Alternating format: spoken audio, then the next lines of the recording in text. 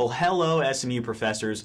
My name is Jude Lugo, and I'm a student here at SMU and founder of LectureLogger, a super simple attendance app that helps you to track your classroom attendance and support student success.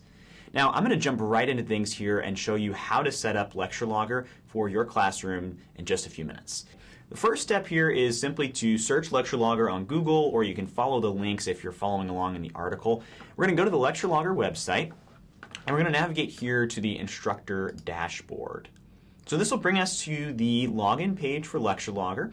You're going to log in here with your SMU email address. So just like you normally type it, and we use what's called single sign-on, kind of like you use for Canvas or my.smu to log in. So you'll enter your email. The system will identify you as an SMU user and then give you the Duo and all of those login pushes.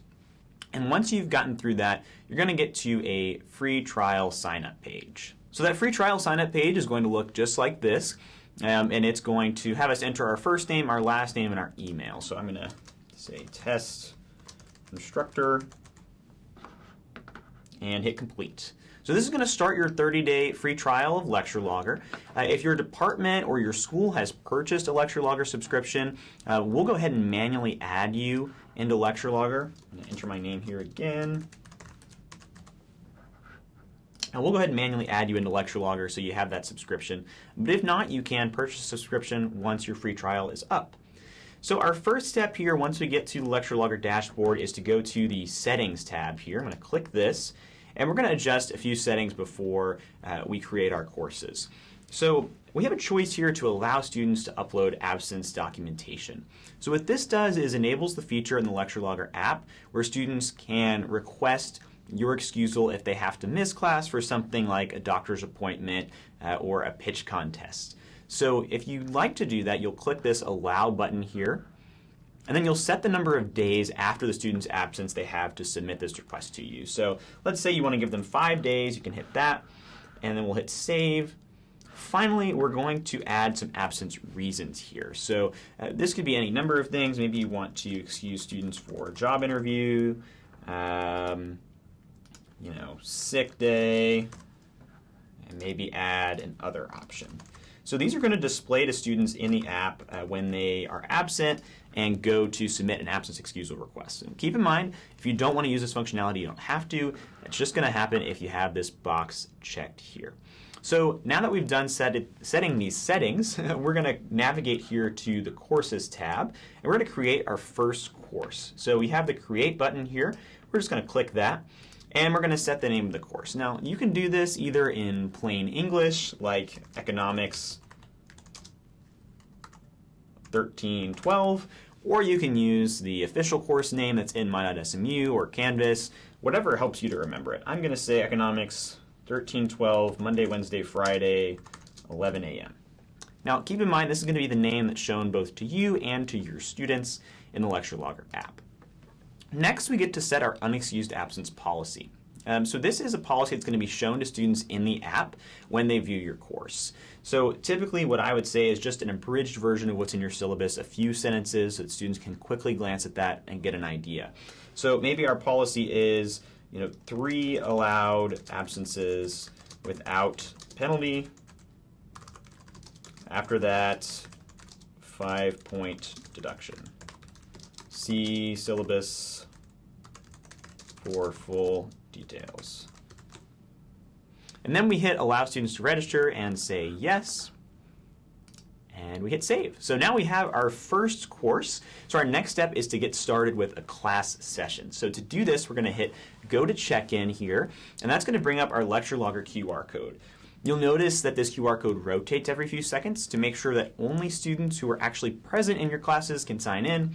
It prevents students from sending the QR code to a friend or something like that to try to circumvent your attendance check-in system. So I've got, put myself back on here for a second, I've got the LectureLogger app here on my phone. So I'm going to click the check-in button, and then I am going to scan that QR code. Require some zooming here. So whenever I pull this up on my phone, I'm given the choice, do I want to register for the course? I'm going to say yes, and then my name's going to be shown on the screen. So let's take a quick look. I'm going to say yes, And there I am. So I registered as January 11th test. And all of your students are going to show up like this every time. So you don't actually have to add a list of students. When they scan in for the first time, they're added to LectureLogger, and you'll see them from then on out. So you can review students as they check in, and then we have these two buttons next to their name. We have the timer and the X. So the timer will mark them tardy. The X will simply remove their name if maybe they came and signed in and then just left class. And then once you're done for the day, you can hit the stop button. You can just click the X on the page, and LectureLogger will save your attendance data.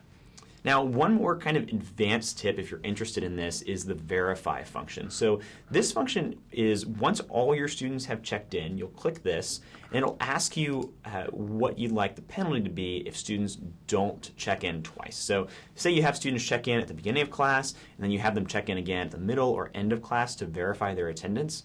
If they don't do that, if they don't check in both times, what would you like to do? So say you want to mark them tardy, click this here, click save, and then you'll see it says verify mode is on. So students will have to scan in again in order to be marked present for the course. So I'm going to hit check in on my app here, and then I'm going to scan in again. And you can see my name is there in blue because I've been verified. So now we've got all the check-in steps done. I'm going to go ahead and hit stop here. I'm going to ask LectureLogger to record our attendance and navigate back to this page. And then I want to show you this tab here, this absences tab. Now, because you've just created a new account, and I have too, you're not going to see anything when you come to this tab. But here you'd have a list of your absences. And you'll just click that first absence, and it will give you the chance to either mark those as excused or unexcused and add comments. So you'll be able to view student photos that they've uploaded, the rationale of why they're requesting an excusal. And once you do that, it'll update the status of their absence if you, say, mark it as excused and it was unexcused. Keep in mind this functionality is only if you actually use that unexcused absence feature that we enabled earlier here in settings. Now the final step I want to talk about here today is how you can review your attendance data. So if I click this view button here, I can see my list of students. So I actually didn't, I removed my scan-in, so you can see this here, that I was marked tardy because I didn't scan in twice on the verify feature. But here you can come in and see the details of each student. You can update their status, you can add a note, and you can also download a report here. So this is really essential if you have a lot of students. You can get a CSV or an Excel version of what you're seeing on the screen. You can manipulate that however you see fit to be able to make final grades for attendance. And that is it. That's how you use LectureLogger.